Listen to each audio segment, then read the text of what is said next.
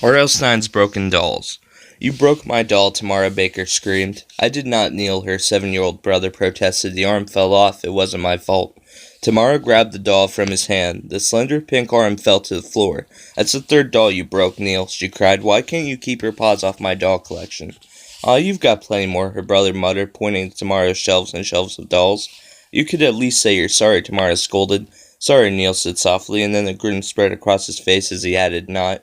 He turned and ran out of Tamara's room. She angrily slammed her door. She replaced the broken doll on its shelf, shaking her head. Then she walked to the mirror to brush her hair. Tamara studied her reflection. She was 12, and her face was longer and thinner than ever before.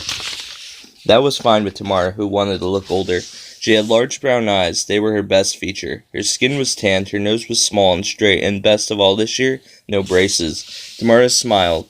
She was satisfied except for her hair. Tamara's hair was a long, dark, wavy mass that had always refused to be put in any normal style. Tamara frowned and tugged at it. I have a bad hair day every day, she thought glumly. She brushed it back and jammed a couple of barrettes in it.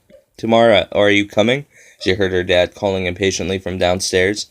He hated waiting. He was taking the family to the crafts fair at the fairgrounds, and he insisted on getting there when the fairgrounds opened at 10 a.m.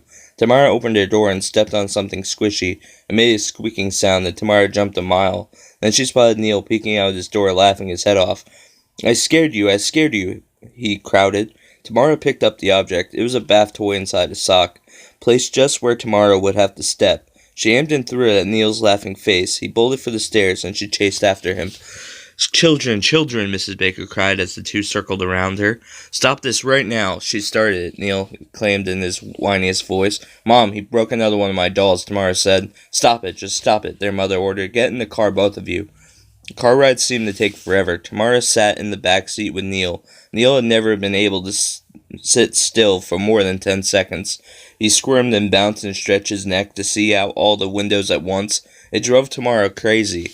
Once they were at the fairgrounds, Neil went wild. He wanted to see everything and be everywhere at once. Tomorrow, Mrs. Baker said, your dad and I want to see the ceramics, but I don't want Neil around things that can break. Good thinking, Mom, Tamara replied, rolling her eyes. So why don't you take him for a half hour and then meet your father and me at the information booth after that, Mrs. Baker suggested. Me take Neil? Tamara howled in horror. What do I look like, a wild animal trainer? No, Neil giggled. You look like the wild animal. Tamara could see that she was trapped. Okay, I'll do it, she grumbled. Come on, you little monster. Tamara held Neil's hand in a grip of death so he couldn't get away. She wished she had a pair of handcuffs. She strolled around looking at exhibits, ignoring Neil's nonstop chatter. Tamara wasn't much of a craftsperson. Her mom was the craftsy one. Mrs. Baker couldn't look at a simple t-shirt without wanting to put rhinestone studs on it. Still, Tamara enjoyed walking through the booths. There were quilts, clay pots, lots of handmade jewelry, and carved wooden toys that got even Neil's attention. Wow, how does this wooden pop gun work? Neil asked. Tamara wasn't too interested in pop guns. She turned to the booth across the aisle and saw the dolls. There were at least 15 or 20 of them, and they were strikingly human-looking. The dolls all had different faces, different expressions. One looked sweet, another pouting, the next was crying, another was sleeping, on and on like a quiet nursery. Tamara stared from doll to doll. They were so real-looking. She thought if she touched one, the doll would feel warm, not cold like a regular doll. She reached out. You like them? A raspy voice called from right behind her. Tamara jumped. She turned and faced the oldest woman that she had ever seen. Her withered face was lined with deep crags. Her white hair hung down stiff as straw. Her eyes were narrowed slits. Did you make these dolls? Tamara asked. Every one, dearie. I've never seen dolls like these before. They're so real.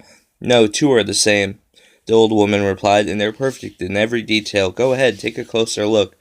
Neil patted over to Tamara. I'm hungry, he whined. I'll get you something in a minute, Tamara snapped. Aren't you precious, the old lady crooned at Neil. Quite the little man. I think there may be a cookie around here for such a nice boy. Neil perked up at the mention of a cookie. Tamara turned back to the doll she'd been studying. It was wearing a dark purple dress with white trim. She picked it up. Wow, it weighs as much as a real baby, too, she said. That's incredible. Tamara set the doll down and turned around. As she did, she thought she saw the old lady put her hand on Neil's head. The gesture was odd and formal, almost like a blessing. Strangest of all was the look on Neil's face. He stood still and quiet. Tamara grabbed Neil's hand harder than she intended and pulled him away from the doll booth. "Come on, we've got to go," she said. "Thank the lady for the cookie." "Thank you," Neil mumbled through a mouthful of crumbs. Tamara and Neil met their parents, and the four of them walked around the exhibits together. They didn't go past the doll booth again. When Mr. Baker hadn't had enough, and Mrs. Baker had bought enough goodies to keep the entire family in puff paint heaven through Christmas, they all piled into the family car and headed home. Neil didn't squirm the way he had on the way to the crafts fair. In fact, he didn't do much of anything. He sat back in his seat, staring straight ahead. Mrs. Baker noticed Neil's unusual quiet behavior as soon as they got home. She felt his forehead. "Ted, he's running a fever," she told her husband. "Probably all the excitement today." Mr. Baker replied, "I'll get the baby aspirin. Neil, get into bed." "I don't want to go to bed. It's daytime," Neil protested, but he went upstairs anyway. Mrs. Baker got Neil into his pajamas and brushed her hand over his head lovingly. Tamara went upstairs just as Mrs. Baker pulled her hand away, chuckling. "What have you gotten into, young man?" she asked, wiping something off her head. "You've got some kind of goop in your hair." "Dolly jelly," Tamara heard Neil mumble before he drifted into a feverish sleep. Later in the afternoon, Neil was covered in a light rash. His face was pale, washed out. "Looks like an allergy, Marge," Mr. Baker decided. "What did he eat today?" "Oh, Ted," Mrs. Baker replied, sighing. "What didn't he eat?" Tamara felt bad that her brother was sick. She went to his room to sit with him for a while. He looked so pale, as if his face were fading away. She placed her hand on his forehead. It felt really hot. Neil was mumbling something in his sleep. She listened. "No dollies, don't want to be a dolly. No dolly jelly, no. Dollies." Tamara remembered the doll lady, the cookie.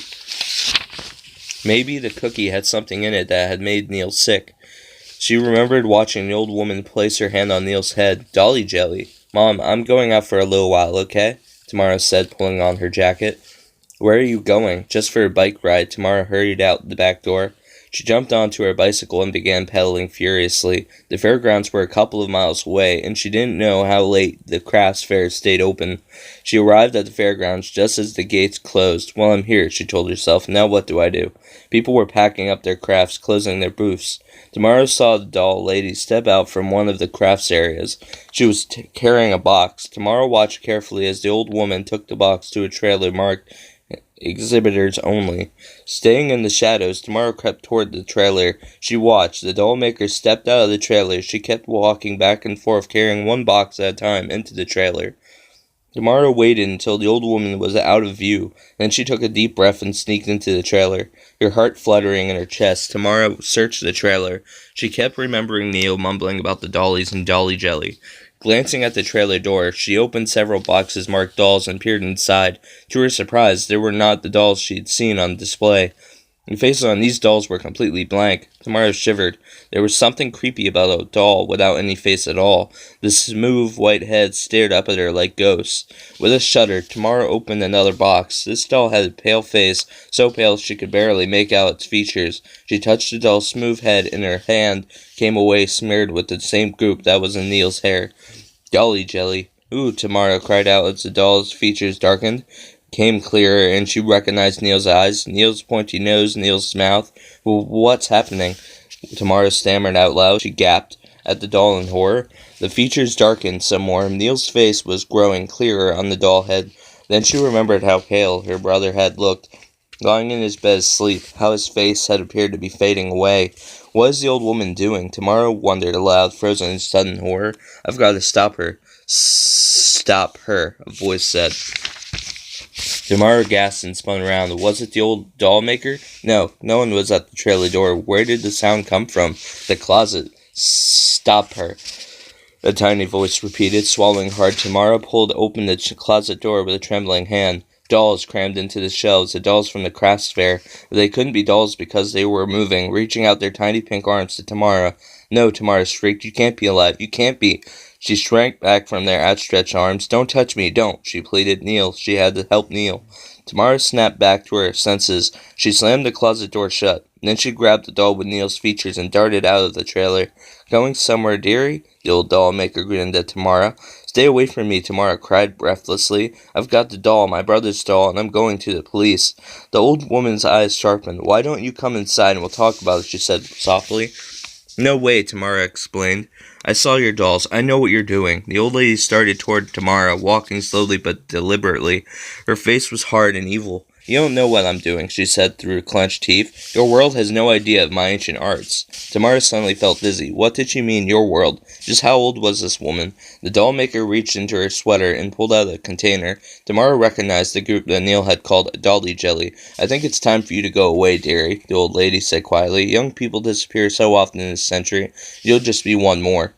The doll maker smeared a dab of the greasy goop on her fingers. Then she moved toward Tamara, mumbling some kind of chant. Tamara struggled to move, but she couldn't. She felt like a bird being hypnotized by a snake. The old woman looked like a cold, unblinking snake, slithering closer, closer. No, Tamara shrieked and dove forward. The sound of her own voice gave her strength. She grabbed the jar of goop from the old woman's hand. Then she spun around and started to run. Give that back, the doll maker called after her. Tamara saw a small wadding pool at the edge of the fairground. She raised the jar of goop and heaved it into the pool. You fool, the old woman wailed. You fool, what have you done?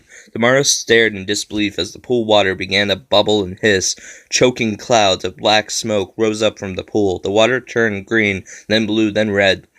It swirled up in angry waves and splashed down hard under the billowing black smoke. When Tamara turned back, the old woman had vanished. She heard happy shrieks and cheers from the trailer. Were the dolls celebrating in there? She didn't have time to find out. She ran to her bicycle and started to jam the Neil doll into her bike pack. But to Tamara's surprise, the doll no longer looked like Neil. His face was smooth and blank. With a shiver that shook her whole body, Tamara tossed the doll as far as she could. Then she furiously pedaled home. Tamara, where on earth have you been? Mrs. Baker scolded. And just look at you. You're a mess. Sorry, Mom, Tamara mumbled. I'll clean up for supper. Neil popped into the kitchen. He grinned at Tamara. You look like you've been playing in the mud, he explained, Piggy. Neil, you're all right, Tamara cried joyfully. She dropped to her knees and gave him an enthusiastic hug. Do you believe it? Mrs. Baker said. All of a sudden, his fever dropped and he was his old self again. His old bratty self, Tamara laughed, ruffling Neil's hair. Well, that's just fine with me. Everything was back to normal. Tamara decided to forget about the old doll maker and the frightening living dolls. She forced the old woman out of her mind until one night a few weeks later, her parents had gone out. Tamara was babysitting Neil. Someone knocked on the front door. Who's there? Tamara called out. No reply. Who's there? She repeated, still no reply. Tamara peered out through the front window. A dark, moonless night. She didn't see anyone. Curious, she pulled open the front door and found the package on the front stoop. Hey, she stared out at the dark street. Who delivered this? She carried the box inside and started to unwrap the brown paper. Is it for me? Neil came hurrying into the living room. Is it a present for me? I don't know, Tamara told him, struggling to tear off the wrapping. A plain box was inside. She pulled open the lid and stared at a doll. An ugly doll, a doll with straw-like white hair, craggy, wrinkled face, narrow, squinting eyes. Oh, Tamara recognized the doll instantly. It was the old woman, the doll maker. She's followed me, Tamara realized. She's found me. She's here in my house with all of her evil. Tamara felt cold all over. Her breath seemed to freeze as she stared in horror at the ugly, frightening doll. She nearly dropped the box. What am I going to do? What can I do? The idea popped into her mind. She handed the doll to Neil. Bet you can't break this one, she told him. Huh? He gasped at the doll, then back at Tamara. I dare you to break this one, Tamara said. You dare me? Tamara nodded. Bet you $5 you can't. It's a bet, Neil replied. He went to work on the doll.